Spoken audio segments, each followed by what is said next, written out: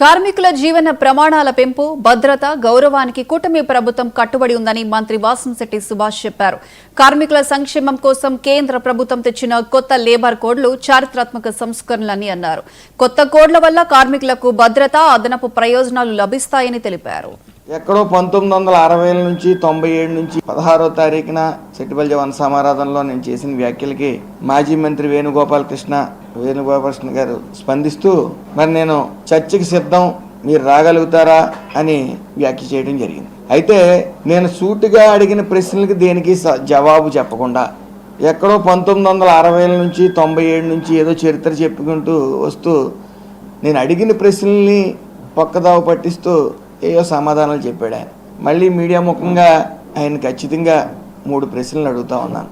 మీరు 2023లో ఒక మెమో తీసుకుని వచ్చారు. ఆ మెమో కేవలం గౌడ్గా పెడుతూ పేరు బ్రాకెట్లో సెట్టిబల్జ ఈడిగా అని చెప్పి ఉపకులాలుగా చేర్చాలనేది ఆ మెమో మీ టైంలో ఇచ్చారు. అధికారులు ఇచ్చారు నాకు తెలియదు అంటానికి సిగ్గుండాల. మీరు బీసీ సంక్షేమ శాఖ మంత్రిగా ఉంటూ నాకు తెలియదు అధికారులు ఇచ్చారంటే అది మీ చేతకానితనం కింద ఉంటుంది. అయితే 1997లో గౌతు లచ్చన్న గారు జీవో 16 తీసుకుని వచ్చారు.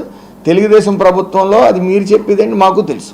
దాన్ని ఏదైతే గీత ఉపకులాలు ఉన్నాయో 5 ఒక గొడుగు కింద చేర్చారు. తెలుగుదేశం ప్రభుత్వంలోనే చేర్చారు.